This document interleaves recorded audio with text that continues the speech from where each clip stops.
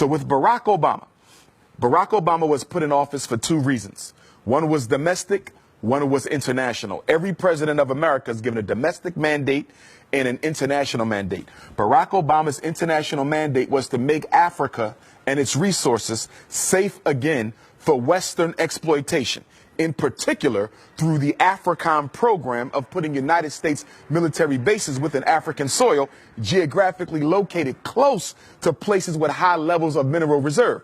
So what's going on in Ghana right now? An agreement between the Ghanaian government and the United States to put a military base in Ghana. This is all strategic to make sure that if Africa ever decides to rise up and push back against European imperialism, aka white supremacy, they will not be in a military position to be able to do that. So Obama succeeded. And the reason he succeeded in Africa is because Africa, just like Black America, just like Black Europe, thought the presidency of Barack Obama was a blessing because we don't understand white supremacy and we don't understand politics. It doesn't matter whose face is on the cover. It doesn't matter whose face is out front. The only thing that matters is the color of the hand that makes the decisions. Barack Obama was a flunky. He was a functionary. He was a stool pigeon, and he was a puppet. And yes, he was a coon. Barack Obama did absolutely nothing to benefit Africa. He did absolutely nothing to benefit African people. Now, domestically, Barack Obama's job was to distract Black people in America long enough for the government to take everything that our ancestors fought for, roll it up into one big ball: civil rights, voting rights, affirmative action, equality, you name it, and roll it on over to the feminist movement, roll it on over to the LGBT movement, and roll it on over to the multicultural movement. So today in America, whenever you hear civil rights discussed, Black people are not in the conversation. It's gays, it's feminism, or it's multiculturalism. They use Barack Obama to take everything Black people fought for and give it to people who have never fought for Black people. What do you know about the situation of Black people in France? I'm somewhat familiar because I tend to study the international situation. Not thoroughly familiar, but I will say this. In all my travels, wherever I go, there's four things constant. I don't care if I'm in France, London. I don't care if I'm in South Africa, Nigeria. I don't care if I'm in Holland, Austria, Jamaica, Turks and Caicos, Canada, LA, Houston. On the planet, there's four constants for African people. Number one, we're worshiping a white Jesus. I don't care where you go. Black people in love with a white Christ. That's number one. Number two, you have mass incarceration of Black males at a rate 4 or 5 times their percentage of the population in that particular state. Number three, you have miseducation of Black children. You have the over-identification of Black children in classifications of mental retardation, ADHD, learning disabled. You have record numbers of single Black mothers raising our children on their own, okay? And then on top of that, you also have a Black economy, which is totally dominated by people who do not look like us. I don't care where you go on the planet, Black people are not in control of their economy. Your rice, your bread, your milk, your sneakers, your hats, your clothing, your transportation, your electronics, everything you buy is being sold to you by somebody who don't look like you, but more importantly, don't care about you. What would be the solutions? Because, you know, this is a statement, but now what could be the solutions? Solutions are simple. And the solution hasn't changed since Marcus Garvey articulated it over 100 years ago. And the solution is independence in all areas of human endeavor. The solution for African people is no different than the solution for Chinese people. The solution for African people is no different than the solution for the French people. It's the same. It's no secret.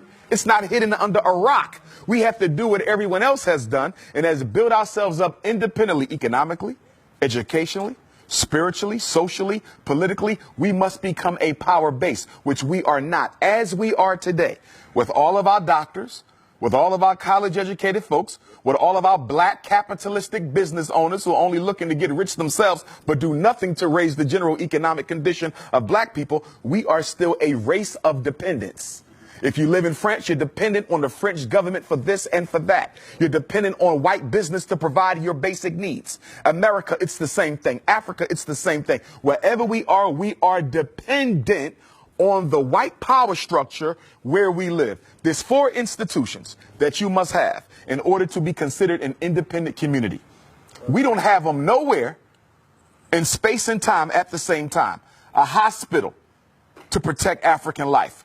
a supermarket, okay, for nutrition to preserve African life, education to prepare the next generation of African children for the role that they must play in the freedom struggle, and number 4, a bank to finance the building of infrastructure and institutions and organizations and programs where we live. You cannot find those 4 things totally owned by African people anywhere on the face of the earth, but we will call ourselves free. There's 2 types of freedom. There's a F-R-E-E-D-O-M and there's an F-R-E-E-D-U-M-B. White people have the freedom. We have the freedom because we're too politically uneducated to recognize that it doesn't matter if you can drive a Mercedes. It doesn't matter if you can live in a white suburb. It doesn't matter if your black child can go to a white school. At the end of the day, what do you control? What do you own? What do you produce? What do you distribute?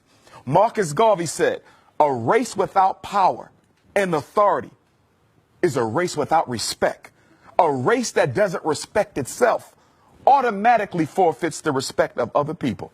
So you say, where did we begin? 2 things, education and economics. It's going to be hard to break the psychological chains of slavery as long as just about everyone in this room went to a white school to get their education, a white public school to get that education. And what is the function of public education? Whether it's UK, France, Austria, Germany, USA, it doesn't matter. The purpose of education for African children in a European context is to teach the African child that you are second place and that is where you will always stay. And the only way you can rise above it is if we give you permission to rise above it. The education system's job is to make sure black children never come to believe that they have a right to replace the white boy being in control. That was the next question I was going to ask you, because, you know, when we speak about African Americans, do you think that African Americans are truly and deeply aware of their African roots? Well, I don't think that's a question just for African Americans.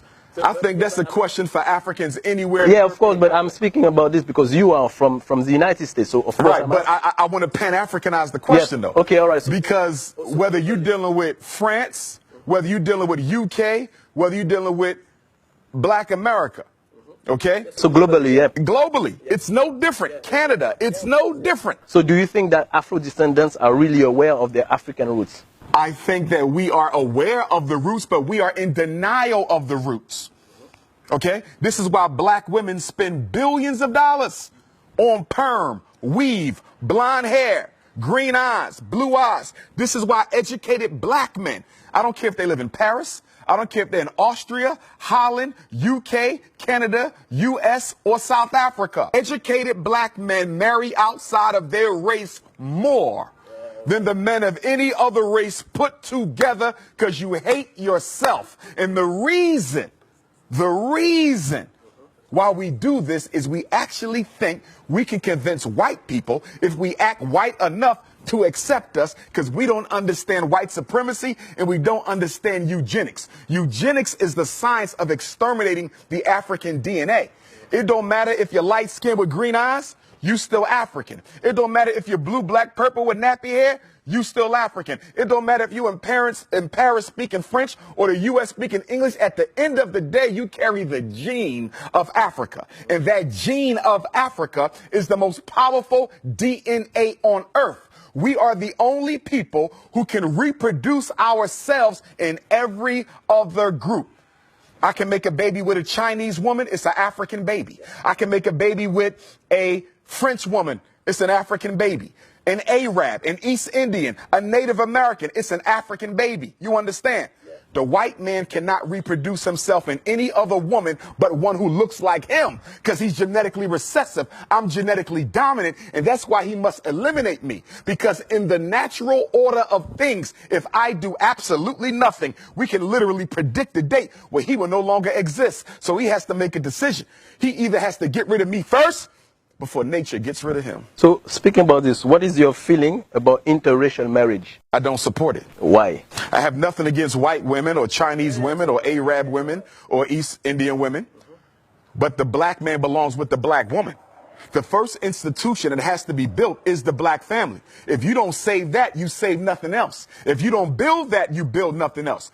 A white woman can understand my struggle. A Chinese woman can understand my struggle. And what black men fail to recognize, even when you marry white or Arab or Chinese or East Indian or Latino, that woman is still loyal to her race. So it doesn't matter if she had your baby. It doesn't matter if y'all got married. It doesn't matter if y'all sleeping with each other. At the end of the day, her loyalty is not to her husband. It is to her community. And at any moment that community calls on her to do a job, she will do it. So even though you're laying on top of her, she's still in charge of you.